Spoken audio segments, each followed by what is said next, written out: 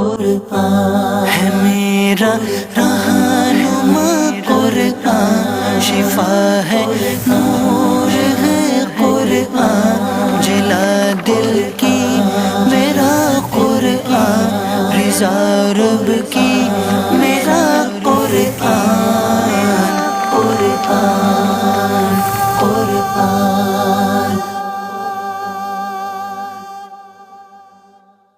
الحمدللہ رب العالمین والصلاة والسلام علی سید المرسلین، اما بعد فاعوذ باللہ من الشیطان الرجیم، بسم اللہ الرحمن الرحیم۔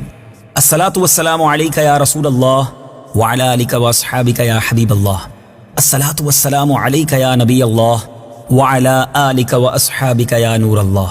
میٹھے میٹھے اسلامی بھائیوں اور مدنی چینل کے ناظرین، سلسلہ ہے ایک قصہ ہے قرآن سے۔ قرآن ہے میرا رہنما، قرآن شفا ہے، نور ہے قرآن، جلا دل کی میرا قرآن، رضا رب کی میرا قرآن، قرآن قرآن۔ آج کون سا قصہ آپ کو سنانا ہے؟ امید ہے ہر سلسلے میں آپ کوشش کر کے ہمارے اس پورے واقعے کو سنتے ہوں گے۔ مس کر جائیں تو دعوت اسلامی کی ویب سائٹ پر جا کر، مدنی چینل پر جا کر آپ اس کو تلاش بھی کر سکتے ہیں۔ اب تو مدنی چینل کا اپنا آفیشیل فیس بک پیج بھی ہے، وہاں جا کر بھی اس سلسلے کو آپ تلاش کر سکتے ہیں۔ ضرور قصے قرآن کے سنتے جائیے، اپنے بچوں کو سناتے جائیے، تاکہ قرآن پاک کے بارے میں اور اسلامک ہسٹری کے بارے میں ہماری معلومات میں اضافہ ہوتا چلا جائے۔ ساتھ ساتھ جب اتنے پیارے پیارے واقعات، اتنے ہسٹوریکل ایونٹس کے بارے میں پتہ چلے گا تو قرآن پاک سے محبت جو ہے وہ بھی بڑھتی جائے گی۔ آج ایک بڑا ہی عجیب و غریب واقعہ آپ کو سنانا ہے۔ کیا ایسا کبھی ہوا تھا کہ 100 برس تک مردہ رہنے کے بعد کوئی پھر زندہ ہوا ہو؟ جی ہاں، ہمارے قرآن میں ایک ایسا واقعہ بھی موجود ہے کہ 100 برس بعد بھی زندہ ہوئے، اور وہ کوئی اور نہیں بلکہ اللہ کے نبی تھے۔ یہ واقعہ کون سا ہے، کب ہوا، کیسے ہوا، آئیے سنتے ہیں۔ اکثر مفسرین کے نزدیک یہ واقعہ حضرت عزیر بن شرخیہ علیہ السلام کا ہے، جو بنی اسرائیل کے ایک نبی ہیں۔ اور واقعے کی تفصیل یہ ہے کہ جب بنی اسرائیل کی بدعمالیاں بہت زیادہ بڑھ گئیں تو ان پر خدا کی طرف سے یہ عذاب آیا کہ بخت نصر بابلی، ایک کافر بادشاہ جو تھا، اس نے اپنی بڑی فوج کے ساتھ بیت المقدس پر حملہ کر دیا اور شہر کے 1 لاکھ باشندوں کو قتل کر دیا، اور 1 لاکھ کو ملک شام میں بکھیر کر ادھر ادھر آباد کر دیا، گویا ملک بدر کر دیا، اور 1 لاکھ کو گرفتار کر کے لونڈی اور غلام بنا لیا۔ حضرت عزیر علیہ السلام بھی انہی قیدیوں میں سے تھے۔ اس کے بعد اس غیر مسلم بادشاہ نے پورے شہر بیت المقدس کو توڑ پھوڑ کر مسمار کر دیا اور بالکل ویران بنا دیا۔ یہ کیسا عذاب تھا، یہ کیسی فوج تھی جس نے گویا ایک ہنستے بستے شہر کو تخت و تاراج کر دیا، برباد اور ویران کر دیا۔ اب قوم عمالقہ کا ایک لڑکا ان کے بت نصر کے پاس لاوارث پڑا ہوا ملا۔ اب آئیے جانتے ہیں کہ بخت نصر تھا کون۔ چونکہ اس کے باپ کا نام کسی کو معلوم نہیں تھا، اس لیے لوگوں نے اس کا نام بخت نصر یعنی نصر کا بیٹا رکھ دیا۔ خدا کی شان کی یہ لڑکا بڑا ہو کر کہراسف بادشاہ کی طرف سے سلطنت بابل پر گورنر مقرر ہو گیا، پھر یہ خود دنیا کا بہت بڑا بادشاہ بن گیا۔ کچھ دنوں کے بعد حضرت عزیر علیہ السلام جب کسی طرح بخت نصر کی قید سے رہا ہوئے تو ایک دراز گوش یعنی گدھے پر سوار ہو کر اپنے شہر بیت المقدس میں داخل ہوئے۔ اپنے شہر کی ویرانی اور بربادی دیکھ کر آپ کا دل بھر آیا۔ انبیاء بھی کمال کی شخصیت ہوتے ہیں، اپنی قوم سے، اپنے شہر سے، اپنے لوگوں سے بڑا پیار ہوا کرتا ہے۔ جب اپنے شہر کو ویران دیکھا تو آپ کا دل بھر آیا، چاروں طرف چکر لگایا مگر کسی انسان کی شکل نظر نہ آئی۔ ہاں یہ دیکھا کہ وہاں کے درختوں پر خوب زیادہ پھل آئے ہیں جو پک کر تیار ہو چکے ہیں، مگر کوئی ان پھلوں کو توڑنے والا نہیں ہے۔ یہ منظر دیکھ کر نہایت ہی حسرت و افسوس کے ساتھ آپ کی زبان مبارک سے یہ جملہ نکلا، انا یحیی ہذہ اللہ بعد موتها، یعنی اس شہر کی ایسی بربادی اور ویرانی کے بعد بھلا کس طرح اللہ عز و جل اس کو آباد کرے گا۔ پھر آپ نے پھلوں کو توڑ کر تناول فرمایا، انگوروں کا رس نچوڑ کر نوش فرمایا، پھر بچے ہوئے پھلوں کو اپنے جھولے میں ڈال دیا اور بچے ہوئے انگور کے شیرہ کو اپنی مشک میں بھر لیا اور اپنے گدھے کو مضبوط رسی کے ساتھ باندھ دیا۔ پھر آپ ایک درخت کے پاس کچھ دیر کے لیے نیچے آرام کرنے لگے۔ آپ نے تو آرام کے لیے یوں سمجھیے کہ آپ لیٹے تھے کہ کچھ آرام کر لیا جائے، مگر اسی نیند کی حالت میں آپ کی وفات ہو گئی، گویا آپ نے دنیا سے پردہ فرما لیا۔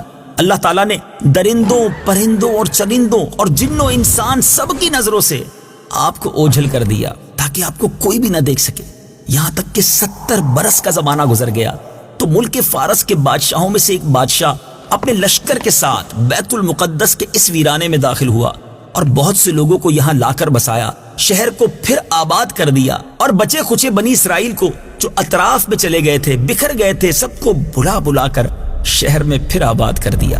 ان لوگوں نے نئی عمارتیں بنا کر اور قسم قسم کے باغات لگا کر اس شہر کو پہلے سے بھی زیادہ خوبصورت اور بارونق بنا دیا۔ ذرا غور کیجئے، ایک وہ نقشہ ہے بیت المقدس کا جب ویران ہے، لوگ بھی باہر جا چکے ہیں، کئی لوگ غلام بن چکے ہیں، 1,00,000 کے قریب لوگ ہلاک ہو چکے ہیں، ایک شہر تھا جس میں کوئی نہ تھا، اور اب 100 سال کے قریب عرصہ گزرا ہے اور شہر پھر سرسبز و شاداب ہے، پھر عمارتیں ہیں، پھر لوگ آباد ہیں۔ جب حضرت عزیر علیہ السلام کو 100 برس وفات کی حالت میں گزر گئے تو اللہ تعالیٰ نے آپ کو زندہ فرمایا۔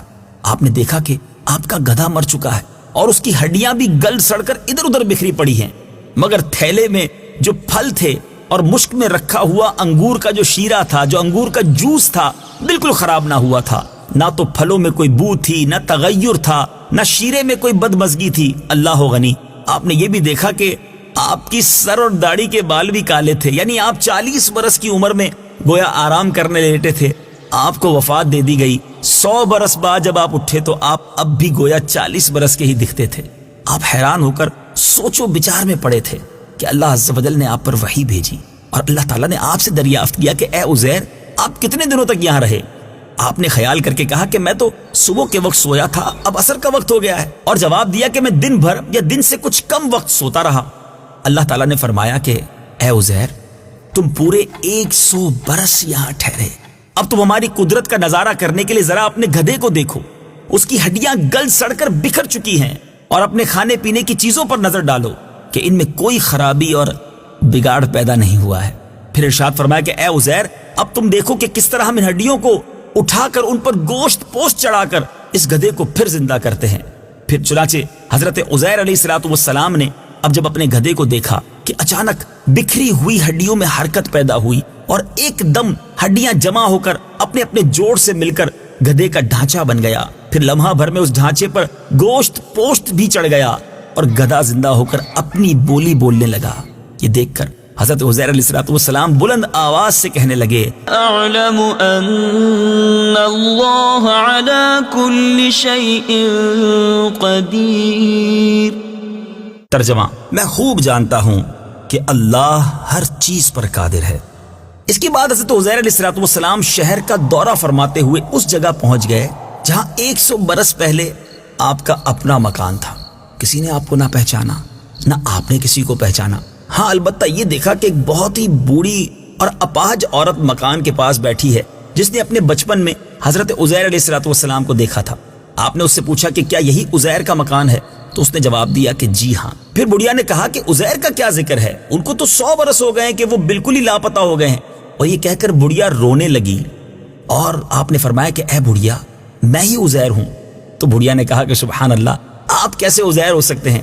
آپ نے فرمایا کہ اے بڑھیا، مجھ کو اللہ تعالیٰ نے 100 برس تک مردہ رکھا، پھر مجھ کو زندہ فرمایا اور میں اپنے گھر آ گیا ہوں۔ تو بڑھیا نے کہا کہ حضرت عزیر علیہ السلام تو ایسے باکمال تھے کہ ان کی ہر دعا مقبول ہوتی تھی۔ اگر آپ واقعی حضرت عزیر علیہ السلام ہیں تو میرے لیے دعا کیجئے کہ میری آنکھوں میں روشنی آ جائے، میرا فالج اچھا ہو جائے۔ حضرت عزیر علیہ السلام نے اللہ کی بارگاہ میں دعا کی، بڑھیا کی آنکھیں بھی ٹھیک ہو گئیں اور اس کا فالج بھی ٹھیک ہو گیا۔ پھر اس نے غور سے آپ کو دیکھا تو پہچان لیا اور بول اٹھی کہ میں شہادت دیتی ہوں کہ آپ یقیناً حضرت عزیر علیہ السلام ہیں۔ پھر وہ بڑھیا آپ کو لے کر بنی اسرائیل کے محلے میں گئی۔ اتفاق سے وہ سب لوگ ایک مجلس میں جمع تھے۔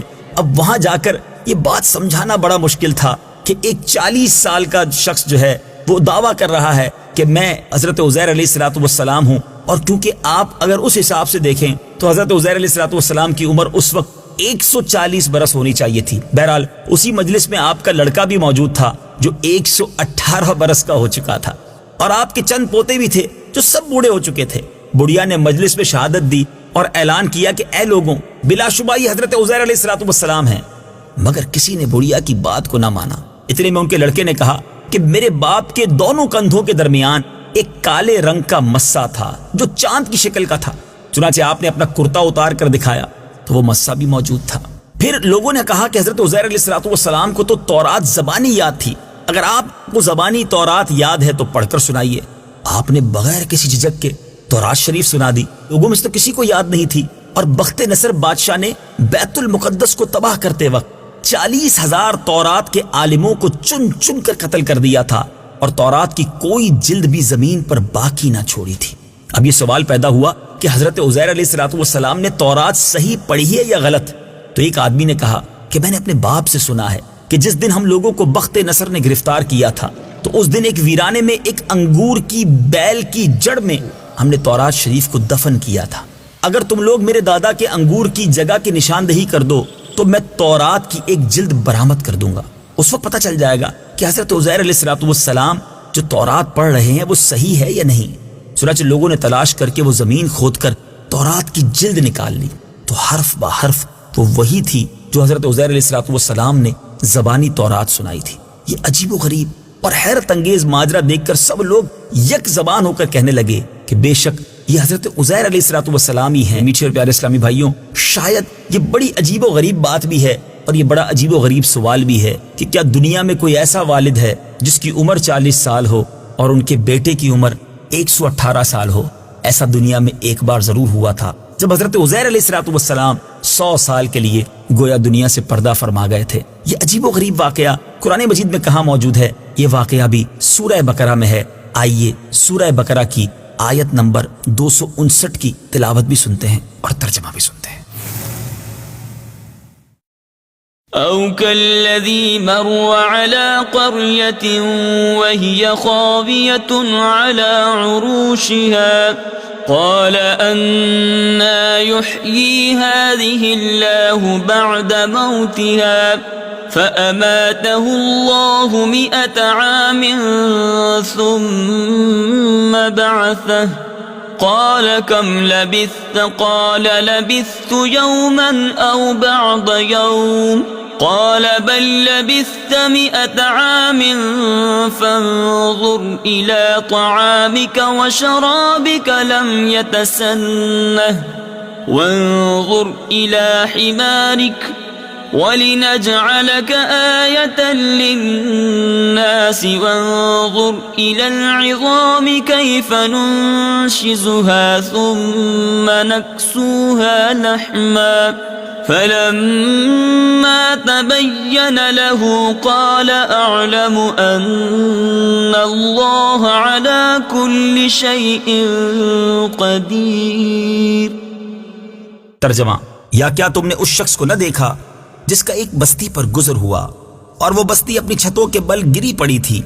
تو اس شخص نے کہا اللہ انہیں ان کی موت کے بعد کیسے زندہ کرے گا؟ تو اللہ نے اسے 100 سال موت کی حالت میں رکھا، پھر اسے زندہ کیا۔ پھر اس شخص سے فرمایا تم یہاں کتنا عرصہ ٹھہرے ہو؟ اس نے عرض کی میں 1 دن یا 1 دن سے بھی کچھ کم وقت ٹھہرا ہوں گا۔ اللہ نے فرمایا نہیں، بلکہ تو یہاں 100 سال ٹھہرا ہے، اور اپنے کھانے اور پانی کو دیکھ کہ اب تک بدبودار نہیں ہوا، اور اپنے گدھے کو دیکھ جس کی ہڈیاں تک سلامت نہ رہیں، اور یہ سب اس لیے کیا گیا ہے تاکہ ہم تمہیں لوگوں کے لیے ایک نشانی بنا دیں۔ اور ان ہڈیوں کو دیکھ کہ ہم کیسے انہیں اٹھاتے زندہ کرتے ہیں، پھر انہیں گوشت پہناتے ہیں۔ تو جب یہ معاملہ ان پر ظاہر ہو گیا تو وہ بول اٹھا میں خوب جانتا ہوں کہ اللہ ہر چیز پر قادر ہے۔ میٹھے میٹھے اسلامی بھائیوں اور مدنی چینل کے ناظرین، واقعہ آپ نے سنا ہے نا، عجیب و غریب قصہ، مگر اس قصے سے ہمیں کیا سیکھنے کو مل رہا ہے؟ میرے رب کی شان کتنی نرالی ہے۔ ان اللہ علی کل شیء قدیر، میرا رب جب چاہے جو چاہے اپنی قدرت سے فرما سکتا ہے۔ ہمیں اس کی قدرت پر یقین کامل ہونا چاہیے۔ بعض اوقات ہم سمجھتے ہیں ناممکن ہے، مگر میرے رب کے لیے کوئی چیز ناممکن نہیں۔ ایک بات۔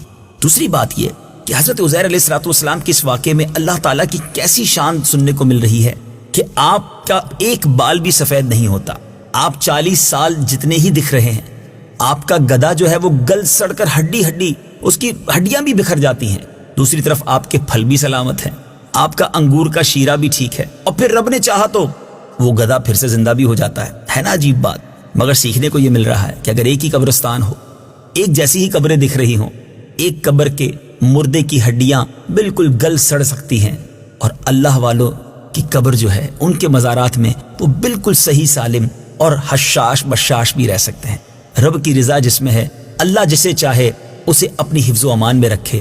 جبھی تو شاعر لکھتا ہے، جبھی میلی نہیں ہوتی دہن میلا نہیں ہوتا، غلامان محمد کا کفن میلا نہیں ہوتا۔